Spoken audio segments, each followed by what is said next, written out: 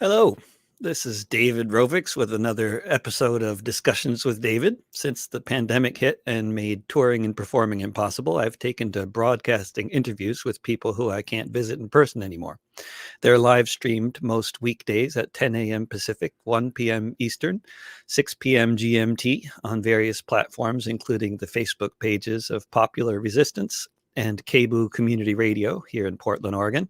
All these interviews also then go up in podcast form afterwards, which you can find if you look up This Week with David Rovix on any podcasting platform, or just go to davidrovix.com.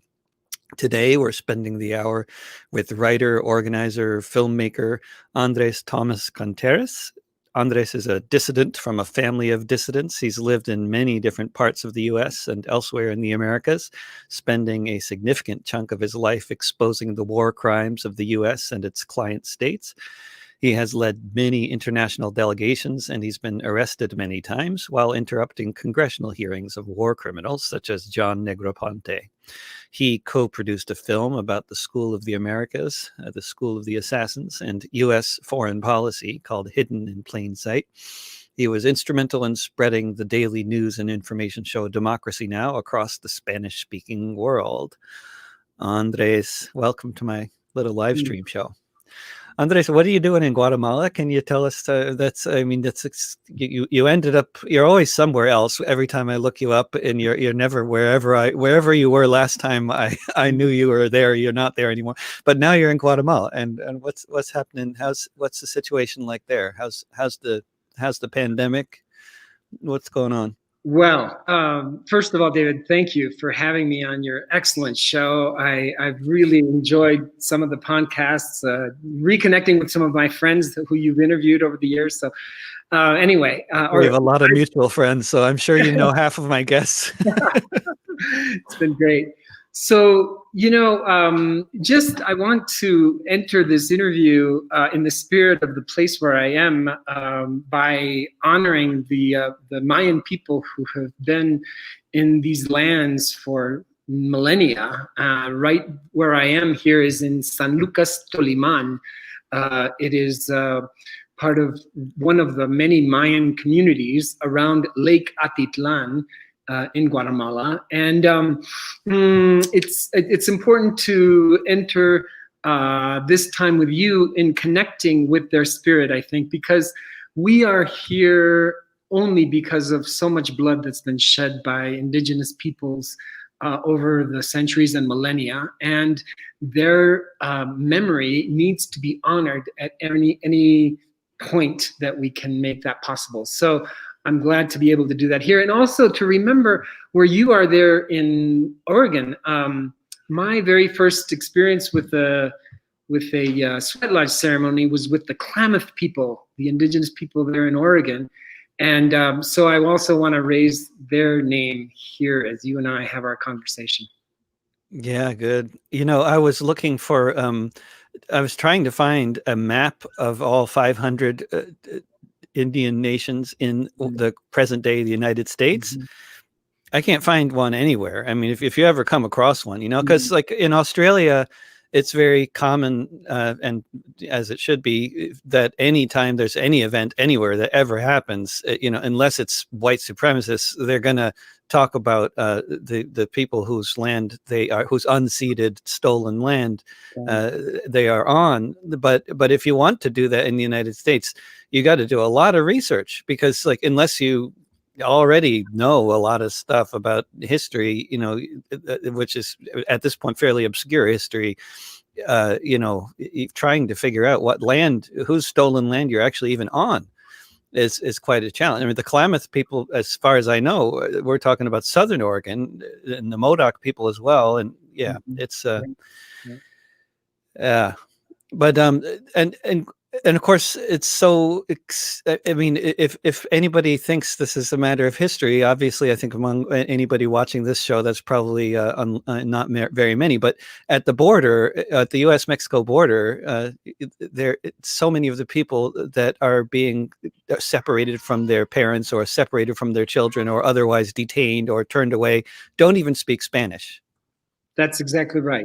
And so the layers and layers of how racism continues to be perpetrated, and the extinction practice of colonization, which decimated and committed complete genocide against so many indigenous peoples in the United States area, in all of North America, and throughout the Americas, is continuing today. I mean, it's really what you just described as one example of the forced separation of children, and just the incredible way that the virus is basically committing capital punishment against the brown and black people that Trump so very much wants to get rid of anyway. So the way that these policies have been put into practice over the centuries just takes on a new flavor, but the suffering and the decimation and the genocide is the same. In the area you're on there in the lake, do you hear a lot of Mayan languages spoken? Is it Quetzal is commonly spoken? Or? Well, there are a number of Mayan languages. The one here in San Lucas Toliman is Cachiquel. The one next door in Santiago Atitlan is the Tzutuquil. There's Mam, there's Chorti, there's lots of other languages. Just like in the US, there are so many languages that have become extinct because over the centuries it's not practiced anymore. I was in South Dakota a few years ago, and there's an effort there both in prisons and elsewhere to get the Lakota language to be actively taught to future generations, and that's something that needs to happen in so many other indigenous languages all across our hemisphere. It's really, I mean, from my experience with sort of dying languages, they usually are not revived. And I mean, and one of the rare examples that goes in the other direction is Welsh, which but all the efforts for all the resources that a relatively wealthy country like Ireland has, they have completely failed at reviving the Irish language. But but Welsh, it's a different story for some reason. I mean, it's so good to celebrate those exceptional instances and hope that they can be replicated. So yeah. One of my most fond touring memories before the age of satellite radio, and all internet and everything else, was you tune into the local radio, and in large swathes of present day South Dakota, the only radio station you get is in the Lakota language, and I've spent a long time listening to some old man. I don't have any idea what he was talking about, but in between his every half an hour or so, he'd break into English and he'd say, hey, "You don't understand your language? I'm speaking your language. Learn your language." And then he'd go back into Lakota. It was really excellent. Yeah. But what is the situation with the pandemic in Guatemala like? I mean, that's one of the places that, at least among the many places we do hear about a lot, like the places that are doing really well or the places that are doing really badly. Guatemala, we're not hearing all that much about up here, and I'm guessing it's because it's somewhere in between a total disaster and not, or it is near. I mean, near total disaster. It's I just heard this morning that all of Latin America is only 8% of the world's population, and yet has 30% of the COVID positive cases around the world. So Guatemala pretty much is part of that statistic. It's not as bad, of course, as Brazil or Mexico even, and luckily right here where I am, there hasn't been a big outbreak around Lake Atitlan. The capital is where most of the infections are, which is the big urban center, of course. But something happened here in this town, San Lucas Toliman, recently, just in the last 2 weeks. The president came out on a Sunday evening, and basically then a report was broadcast after he spoke. And in it, this village, among the 17 villages in the whole department, which is the equivalent of a state, was the only one listed as a red zone.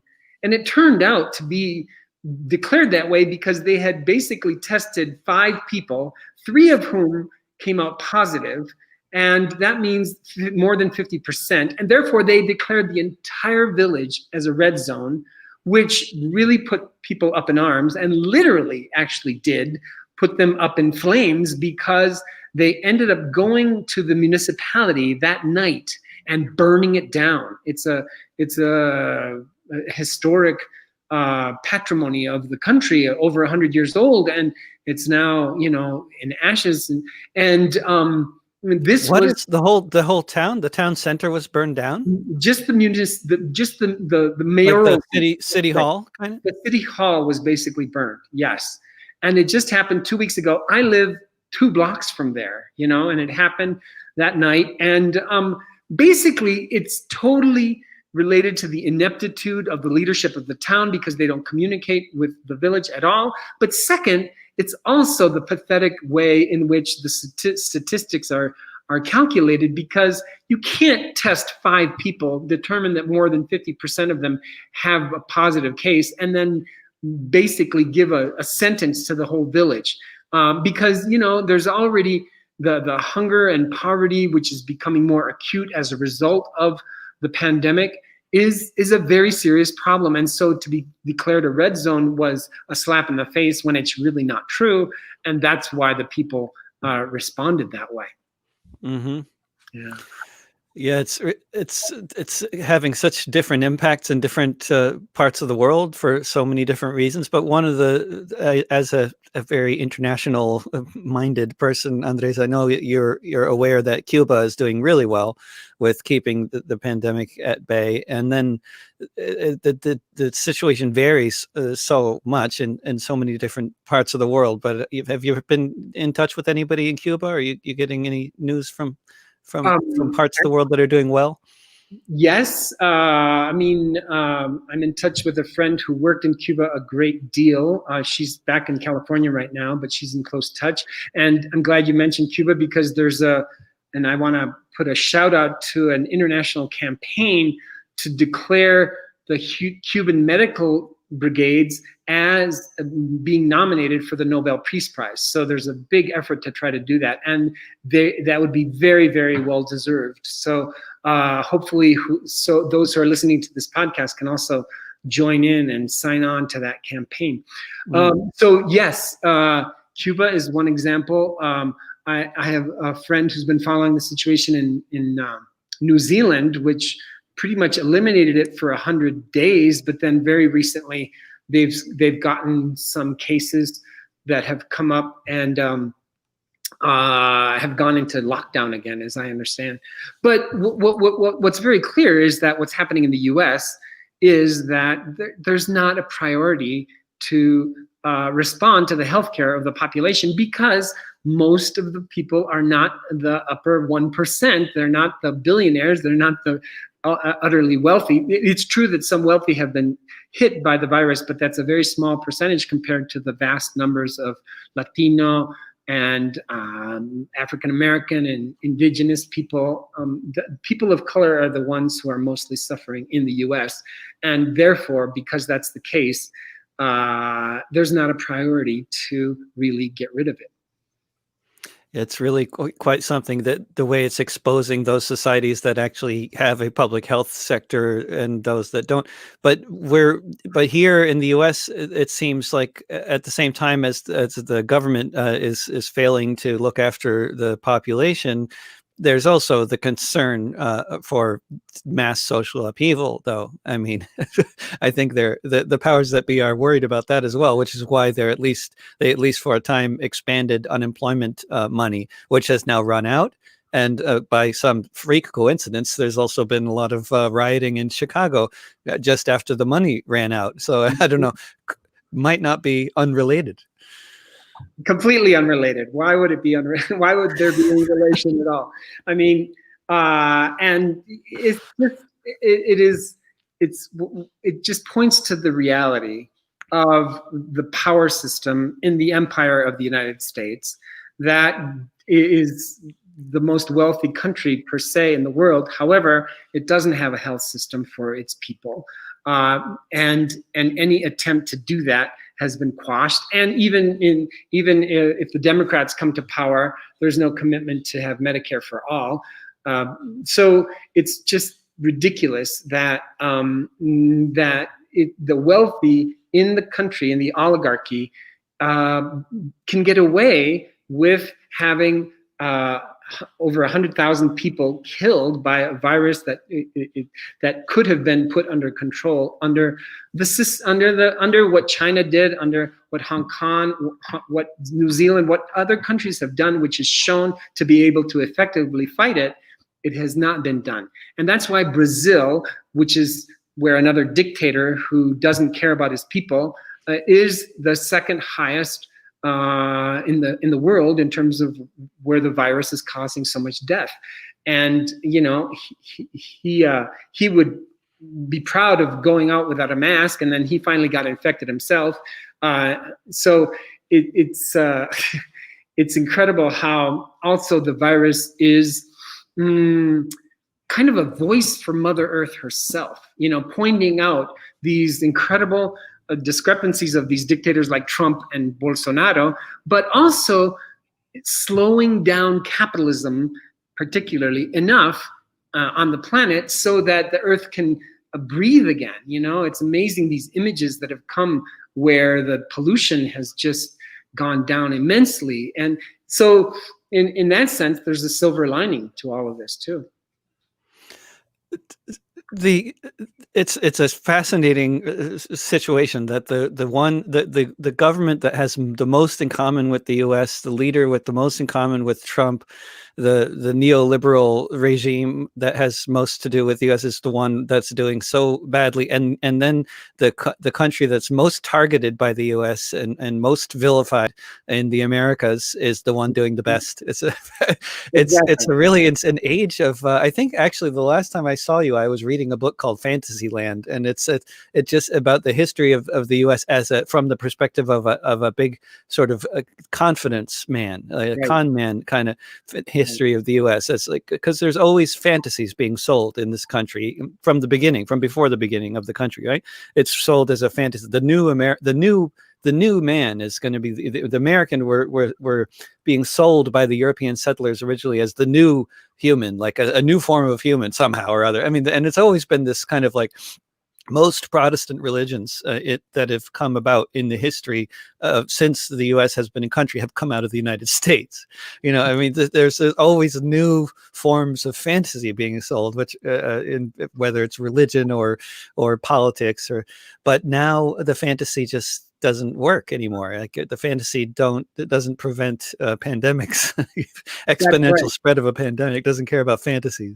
Exactly. And who is selected to be the head of the U.S. empire but the prevaricator in chief, the lie. I mean, for Trump, there is no truth other than the fact that he declares it, really, and he ends up believing it, and that in itself has been, he's gotten away with it primarily, and it's amazing how he's pulling down the Republican Party, and in that sense, he's a blessing.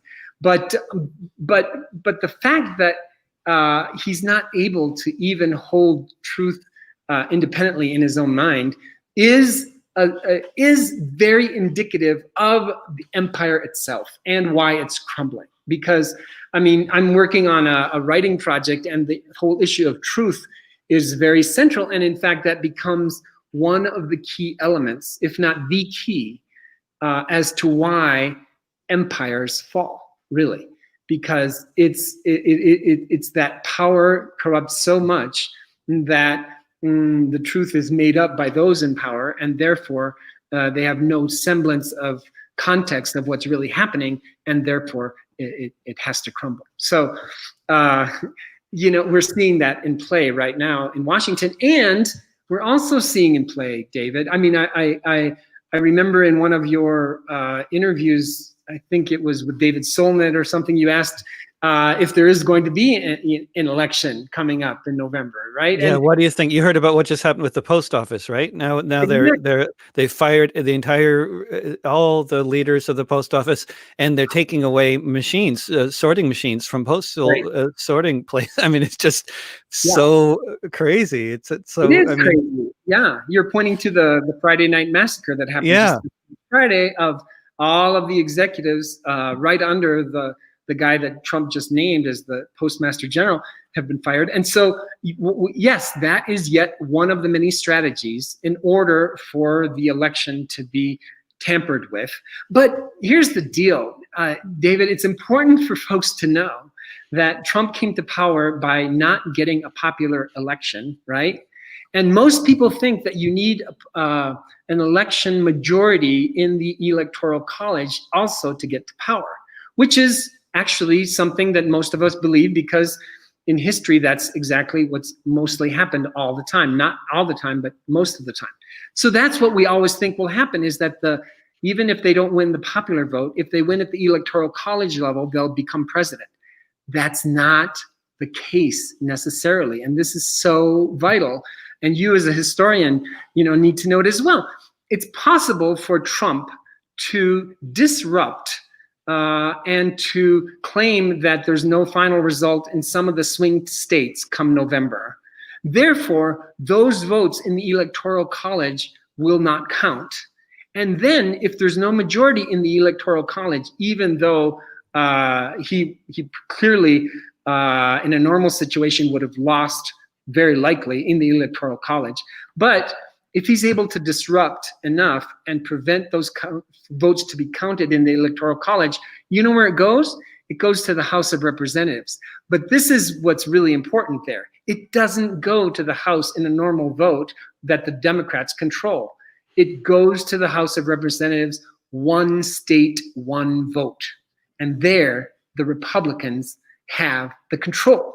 Like the state of Wyoming, which is 1/100th the population of the state of California or so, has the same voting power as California. It's crazy, and there are more Republicans in power, and more states in power in the Republican hands in the House of Representatives, and they will have more votes for their candidate for president, and that's how legally Trump can be elected without winning either the popular or the Electoral College vote. right. There was, I can't remember if it was on Democracy Now! Or BBC or somewhere, I was hearing an interview with someone who had done it's an organization that had done a sort of a war games scenario, kind of playing out the different ways that things could go if Trump wanted to steal the election. And their conclusion was like, well, there's all kinds of different ways he could steal the election. Exactly. Yeah. Which just goes to show that, if elections could really bring change, they would be illegal, really, And it's not to say that there aren't exceptions, because, it's great that Ilhan Omar basically beat out the billionaires who tried to oust her in a primary election. And she's going to be one of the true voices for justice and common sense in the House. And I think I have a lot of respect for Alexandria Ocasio-Cortez as well. I mean, there are some exceptions of those who have chosen to try to get power in the system, who are really having an influence. However, if they really got to power, they wouldn't be permitted. It's very clear. And also, of course, they never have a majority of any kind of control over their parties, right? I think there was the recent military budget, the biggest in the world, in the history of the world, once again, bigger than last year, which was the biggest in the history of the world. There were 100 Congress people, I believe, who voted against it, which, as somebody put it, that Ben Minsky said, that means the war party, there's 100 people in Congress who are not part of the war party. Right. Exactly. You know what I call them? I call them the Republic rats. Okay. So why are they the Republic rats? Well, if you say those two words fast, you'll come up with it. Basically, they are the Republican Party. It's one party. It's one war. It's one military-industrial complex party. and anyone that really would threaten that power structure would not be permitted to have power. So that's why elections really ultimately, systemically, will not bring change, and we have to look for change to come otherwise. And the influence of extra parliamentary movements can be quite impressive, even on politicians that are basically totally corrupt, like most of our leaders in this country. Like, I'm thinking of the uprising following the murder of George Floyd, and that especially that all the fact that there were outside agitators somehow simultaneously rioting and looting every city in the country at the same time, which is quite an impressive thing, that you can have that many outside agitators all at the same time. But that seems to have had quite an influence on the government, and it seems much more than any kind of letter writing campaign could possibly have. And I think it's kind of obvious if you're paying attention. And then so every time I get like some kind of email from some organization saying, write your congressman, and I'm always thinking, like, have you been paying attention to what's been going on over the past few months? Do you not realize that it was actually smashing up the banks, and that actually got the attention of the government for the first time in so long? And I think of France with the yellow vests. It's the same kind of thing. The labor movement shuts down the country every year, but the yellow vests have gotten more out of Macron than I mean, in a very long time, as far as people analysis there goes. Yeah. Yes. And this has been sort of part of your in terms of your life activities, which have often involved breaking various laws. You've also come to this conclusion that this is a more effective way of trying to get stuff done. I mean, how many times have you been arrested? I don't. Do you know? I don't know. You ever keep track at the middle of the night? Do you ever think let me try to count? I don't know, 30 or more times probably, but there are I mean, that's not even saying much compared to those who are in the plowshares movement, who go to jail for years on end, taking on the military nuclear madness as just willing to put their lives on the line and go to jail for sometimes multiple years. That's something I've never dared to do, but we all do our own part. It's like it's like you say. I mean, if someone shifts from writing their letter to their congressperson to actually going out in the street, that's an escalation that is called for. That is exactly what we need. Each of us may not be ready to get arrested dozens of times, but we may, stop paying war taxes, or we will be out in the streets with Black Lives Matter, or, there are always ways that we can increase our commitment to bring the change that's needed, that's threatening the life support system on the planet itself. And so that means that if we don't do it, we're on a collective suicide mission, basically. And in a sense, you asked, why is it that I'm here in Guatemala? I'm working on a writing project that's actually part novel, so it has fiction to it, but also, if the reader is interested in how a certain story comes up, for instance, the naming of the country of Honduras, there's one of the myths says that it came from the diary of Christopher Columbus after a big storm, and the word Honduras means basically the depths. So that's one of the stories I tell in the fictional account, but then I have a very strong connection to Honduras. And you mentioned John Negroponte. He was the U.S. ambassador under Reagan to Honduras and brought death squad democracy to the country in the early 80s. And then later on, he became the UN ambassador under George Bush Jr. right after 9/11, and then the ambassador to Iraq during the war there, and then the first DNI, the Director of National Intelligence. Anyway, I decided that I had to be present in each one of those Senate confirmation hearings to speak truth to power, because of what I had known he had done in Honduras in the early 80s, where I lived in Honduras for 5 years.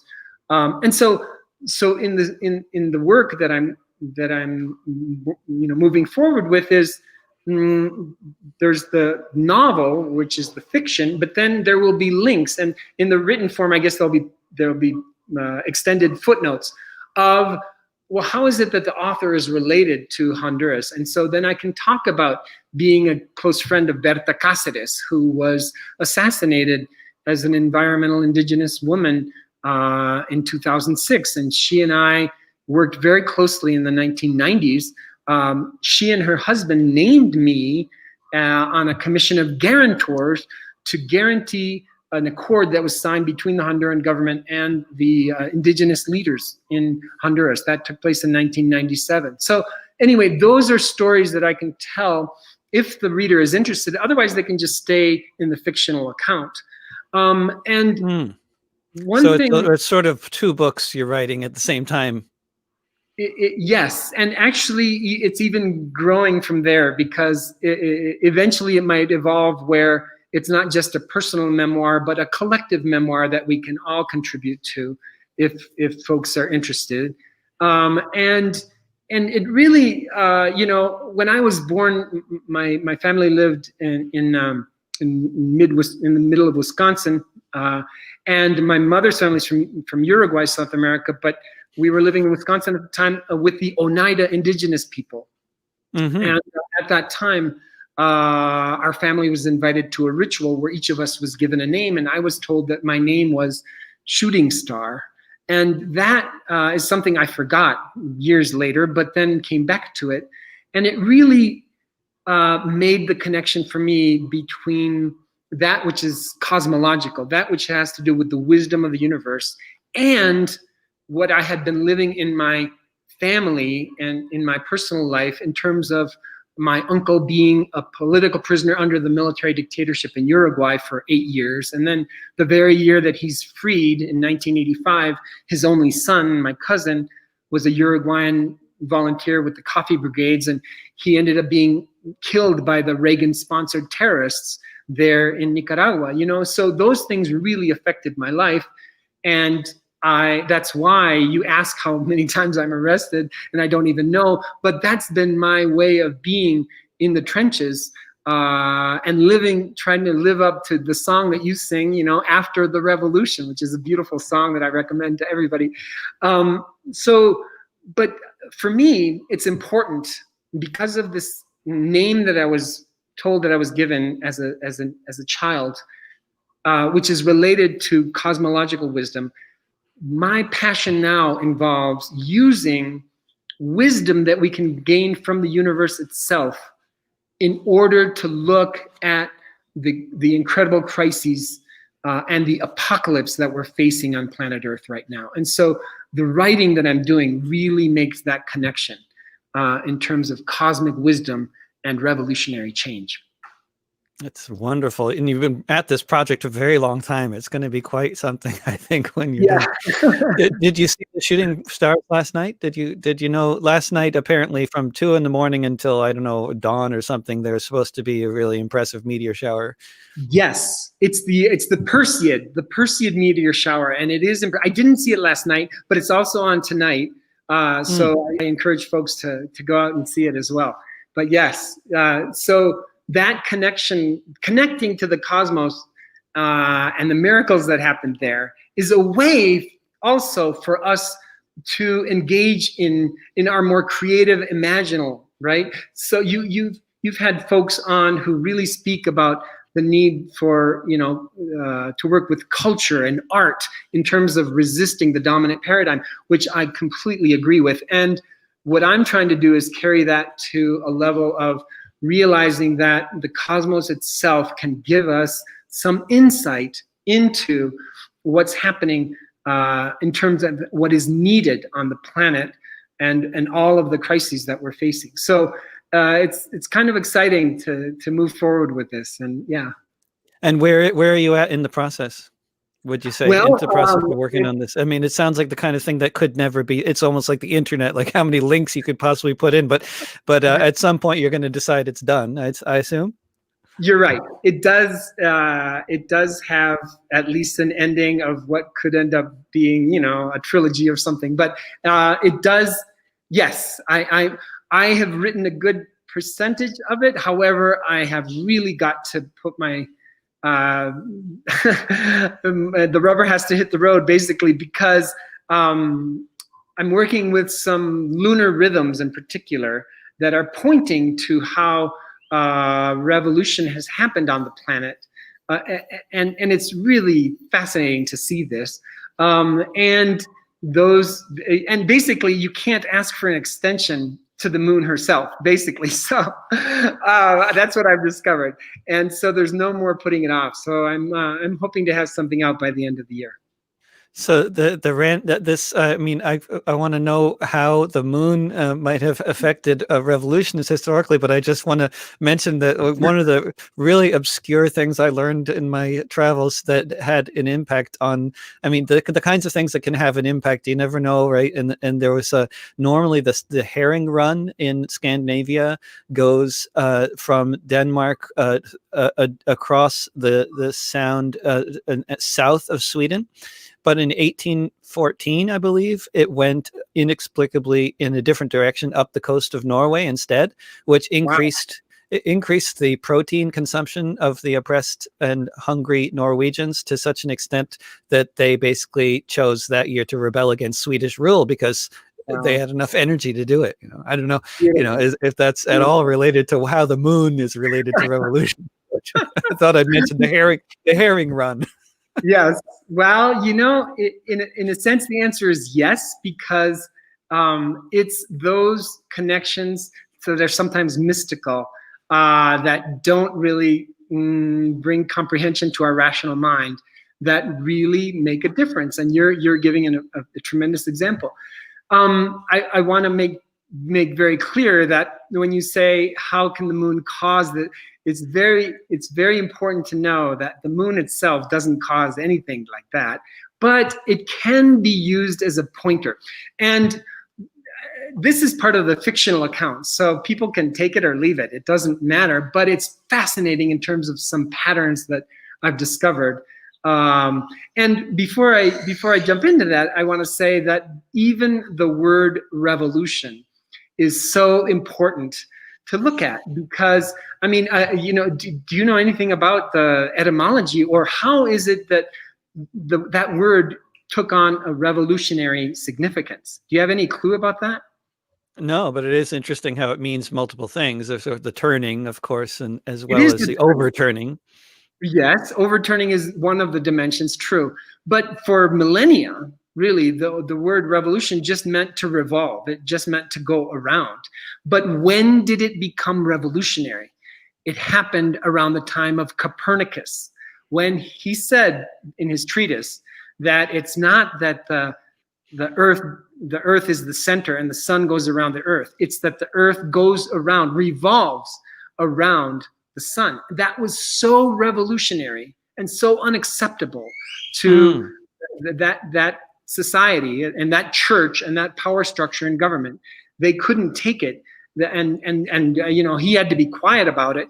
But finally, it became accepted that that we are not a terracentric solar system. It is heliocentric with the sun. And so, but it's so precious that the revolutionary aspect of the term is originating from a cosmic relationship, which I think is beautiful, because that's exactly a central theme to what I'm writing about, right?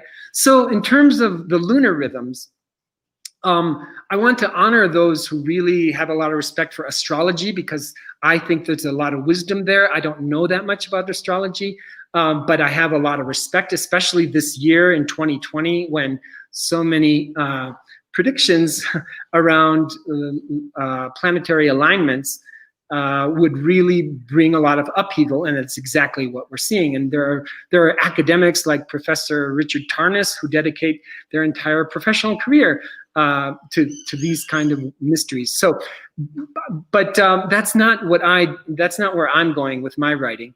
I'm making a connection between something that is very much astronomical, that is that the hardcore scientists look at very clearly. And with the moon, one example is the total lunar eclipses.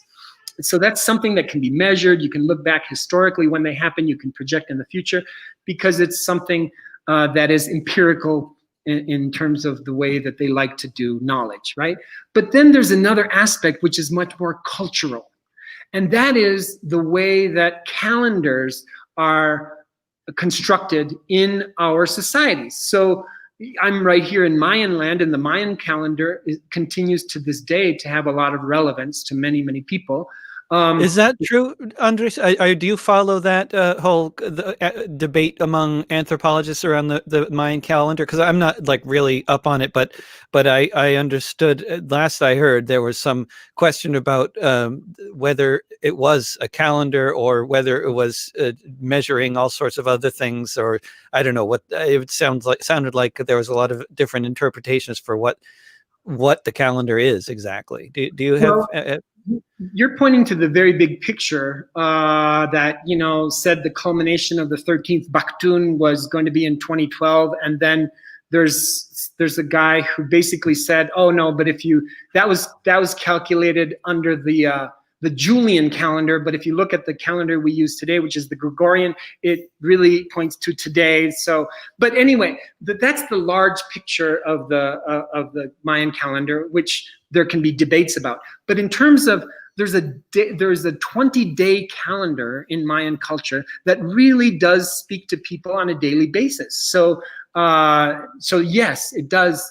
There is validity because it really has meaning to folks in today's world. So yes, it's like the Jewish calendar or the Chinese calendar. These lunar calendars have a significance in those cultures a lot more than in the Western society, which first used the Julian for many millennia. And then since about 500 years ago, we've had the Augustan calendar, right? Which took into account the leap year factor, that it's not exactly, you know, it's 365 days and a quarter. Therefore, you had to have a leap year every 4 years. Anyway, so what I'm working with is something fascinating, which looks at these total lunar eclipses, which are also known as blood moons, right? Because the color of the moon turns bloodish red, and then sort of the intersection of those total lunar eclipses, those blood moons, with a cultural calendrical reality, which is something we call today a blue moon.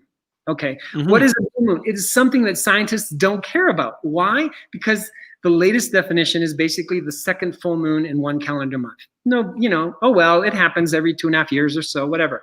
So, but it's a calendrical reality. But what my characters in the story discover, because one is a scientist who's really into the total lunar eclipses, and then another is, she's a historian of empires, and she's a radical activist, and she happened to be born the very hour that the new definition of a blue moon was also born. And so she discovers this in her life. And so she has a connection to a blue moon because she was born at the same time, and her father was born in a year of 3 blue moons and so forth, which doesn't happen but almost every 200 years and so forth. So, but the coming together of these two characters reveals an amazing coincidence, you can call it, or it points to something that is pretty interesting.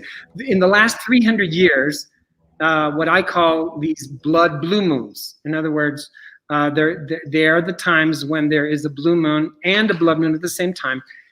There have been 4 in the last 300 years. One of them in 1765, another in 1776, 1844, and 1982. Okay, those are the ones that took place when there was only one blue moon that year, and it also happened to be a blood moon. Okay, basically those dates are interestingly point to the revolutions that have pretty much touched most everybody on the planet in terms of the technological revolution and the industrial revolution. If you look at, I mean, you're familiar with history. If you look at the commencement of the Industrial Revolution, I'm told that it began in the 1760s and an 80-year period and ended in the 1840s. So there are 2 blood blue moons that sort of bookmark that period. And then, interestingly enough, there's a blood blue moon related to the largest empire militarily, economically, that's ever been on the planet, and its connection to the theme of revolution. What am I talking about? I'm talking about July 1776, one of the 4 blue blood moons that took place in the last 300 years. And so, to me, it is lunar wisdom pointing to the largest expression of dominance on the planet that has ever happened, and its inception, but also its culmination, its ending. And so in the novel, it's about looking at these 2 revolutions. I mentioned the technological revolution. No one agrees when it actually began, but symbolically, Time magazine in December of 1982 put out the machine of the year instead of the man or woman of the year, or person of the year. I think it was still man of the year at that time. But they didn't choose a person, they chose the machine, and it was the computer in December of 1982. And it happened to be the month of a blue blood moon, which points to, in an incredible way, to the technological informational revolution that we're living in. Okay, Yeah. basically. It's for a great plot line. Yeah. Anyway, for a novel, Well, regardless of the relationship with the world and history and moon cycles and stuff like that. It's a fantastic fiction plot. So I'll encourage folks to read it. But there's one other revolution, which is the agricultural, which goes back thousands and thousands of years. And there's also a connection there to these blue blood moons. So folks will have to wait to read about that. But basically, this is what's fascinating, David. We are now living in a metonic cycle, which is a 19-year lunar Earth solar cycle. That's called a metonic? Metonic. It was discovered by this guy named Meton 2,000 years ago. And it's a 19-year cycle that scientists are very clear about, right? And we are currently in one that has not occurred for thousands and thousands of years right now. When did it start? It started 2 years ago. And that year we had the longest lunation of the century, meaning the longest lunar period of, it ranges. It's not exactly 29 and a half days. It can increase or decrease. But also there was the longest lunar eclipse took place that year in 2018. But it was also the beginning of this metonic cycle, which is 19 years, which culminates in 2037. And there has not been a period like this in thousands of years. And so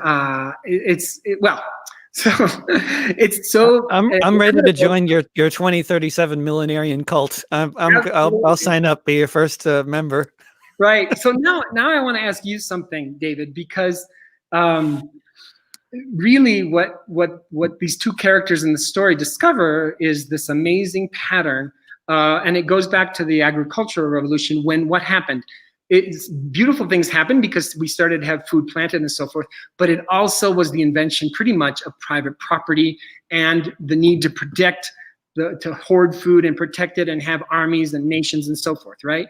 So the agricultural revolution was really the beginning of this, what's ended up to be our rape of the planet right now, that we're seeing that we're in a 6th mass extinction of species and global climate chaos is out of control. Anyway. What I want to ask you is, as I listen to many of the folks you've interviewed and many of the people that we hang out with, most of us are very concerned, and we bring together issues of racial, gender justice, our struggle against capitalism and so forth. But what is one term that can really bring together all of these struggles that we need to put an end to? And I'm wondering if you've thought about that, or if you're going to write a song about it if you haven't already. One term that puts an end to all these, all the suffering, and not liberation, huh? That's been well used for quite a while now. Yes, yeah, liberation speaks to it, but it's also a little vague, right? Because how is liberation related to the anthropocentrical reality that we are all a part of, causing pollution on the planet? You and I are still addicted to plastic, right? So we are still culprits. We're not as bad as the Pentagon, which is the worst culprit, of course, and they're really raping the earth, but you and I are still complicit. So liberation, yes, we should liberate ourselves from plastic. It's true. But another term has to do with dominance. And when we dominate to the extreme, the largest expression of dominance, I say, is empire itself. So empire is an important word. However, empire is also really generic, and it doesn't speak to, the misogyny of patriarchy. When you speak of empire, you don't think of women being raped in the patriarchal world that we live in, right? Or people of color under white supremacy. Okay, so that then led me to think about, what is it that we're really dealing with here? We're dealing with supremacism at all of these levels. And that's the word that, for me, really speaks to what needs to come to an end. Because it is what the revolution really has to be about, is ending supremacism in all of its forms. And, right now with Black Lives Matter and racial justice being so much fought in the streets, and we are living under the worst economic depression in the United States since 100 years ago, and the pandemic, and all of those things, except for what happened pretty much to Alexandria Ocasio-Cortez the other day on the steps of the Capitol, when she was, called accosted. Yeah, she was accosted, and then later she said, "Well, bitches get things done," which is beautiful. I mean, that speaks to the misogyny that continues to be so present. And if we don't really take in the multi-layered aspect of the need for revolutionary change, we really end up not being effective in the change that needs to come. So if we are not alongside of Extinction Rebellion and Greta Thunberg in terms of needing to bring healing to the planet, as well as racial justice, as well as against the patriarchy, as well as bringing down capitalism and all kinds of wealth, war against the needy, or war against the haves against the have-nots. If we don't take it on in a coherent, integrated, holistic way, we're ending up, I believe, involved in what could be called, political bypassing. Because this term spiritual bypassing, you may have heard, right? It's like where people say, "Oh, well, I'm just going to pray about it and things are going to get better," and only, stay in the spiritual realm. But it can happen in the political realm too, if we only are focused on our one particular political struggle at the cost of all of these others that need to be dealt with as well. Or, it's not that we need to take them on all the time. We should choose how our gifts particularly ask us to respond to any particular one. But it's so important to have a large picture of the need for real revolutionary change. And I think it's about bringing the end of supremacism in all of its expressions. I think you've known a lot of people who have been involved with many different aspects of making change, not just, like I'm thinking of people like Berta Cáceres, like not just an end to empire and not just an end to extractive capitalism, but also an end to male supremacy and all sorts of other things. I think, how did you first meet Berta? I first met Berta in May of 1997 when an indigenous leader, like she was assassinated. His name was Cándido Amador. He was assassinated April 15th of 1997. And as a result, the indigenous leaders in Honduras of many different peoples decided to come together for the first time, because there had been pilgrimages organized by Copin, which is mostly the Lenca people, but that had taken place in the past. But this was the first time when all of the indigenous peoples came together. We're talking the Miskito, the Pesh, the Tolupan, the Tawaka, the Lenca, all of them together, and with the Garifuna, basically joining forces to speak against this assassination of Cándido Amador, who was part of the Chortí peoples. And they came to the capital where I lived. I lived in Tegucigalpa, and there was an amazing demonstration there of indigenous rights. They camped out at the presidential palace. He eventually decided to violently evict them. Why? Because he was about to go to Washington, D.C. to get an honorary doctorate degree. We're talking about Carlos Roberto Reina.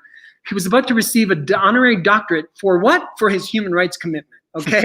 And here he is kicking, basically militarily, brutally evicting the indigenous from their protests.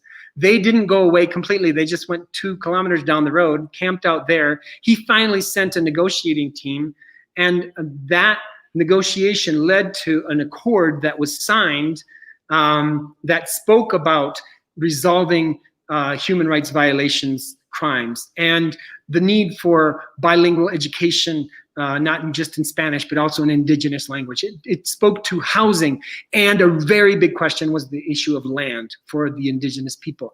And the president basically ordered his people, sign anything. I just want them out of my hair. And what was signed was this amazing document, which even speaks to returning land to the indigenous in a way that had never been done before. I was named as a guarantor of that accord by Berta and her husband, and worked for the next couple years on that issue full time, pretty much. I mean, she really changed my life. And she and I were together at a protest on the Mayan ruins in October of 1998. And they had taken over this largest tourist site in the country. And I was traveling with her. And I remember that time because shortly after that is when Hurricane Mitch hit the country. 10,000 Hondurans, among many other Central Americans, were killed. And it completely decimated the country in so many ways, including this process for indigenous rights that had begun as a result of those pilgrimages that Berta had so much been a part of. So an end chapter came with that coming of the hurricane, but it was so powerful to work closely alongside of her and to be influenced by her in such a way that today, as I speak, you even recognize that some of her wisdom is coming out in what I'm trying to put together in this writing that I'm doing. Yeah, for sure. So I don't know where the hour just went, but Andres, do you think there's going to be an election here in the U.S. in November? I think that Trump is going to refuse to leave power. Whether that means he will postpone the election, or whether that means that he will completely subvert it in such a way as to gain power by not winning either the popular or the electoral college vote. Something to that degree is going to happen. It's going to blow all of our minds. It's going to involve the worst kind of repression that an empire is involved with, both at the mass level and maybe even assassination level, who knows, but it's going to be that huge. And this is the deal. If Trump doesn't leave power, it's going to be an invitation to us to respond and to escalate, like we were talking before. We each need to escalate the form of resistance that we are involved with to the empire itself. So that means we need to use our gifts of art and culture and creativity and all kinds of peace action in order to take on the violence of the state. So it'll be a gift in some way that it will invite us to increase our commitment to bring justice on the planet. Andres, thanks so much for joining me. This has been so interesting and yeah, wonderful. Yeah, wonderful. Well, I'm very, very grateful to you, David, for inviting me, and keep writing songs. And you're not so well known as a singer-songwriter of love songs, but the song that you wrote, "Song for My Broken Heart," is one that has always spoken to me, as well as so many of your other songs. So keep at it. Thank you, Andres. And we'll have to talk again on the show, because there's a whole lot of stuff I didn't get to ask you about. I have a list of 10 questions. I think I asked 2 of them, but we will do that. And I want to end by saying and using a word that they use here with the Cachiquel people, and the word is matios. And the way I like to translate it is, that which is grateful in me recognizes gratitude itself in you. Oh, nice. Yeah. Nice. Right back at ya. See you, Andrés.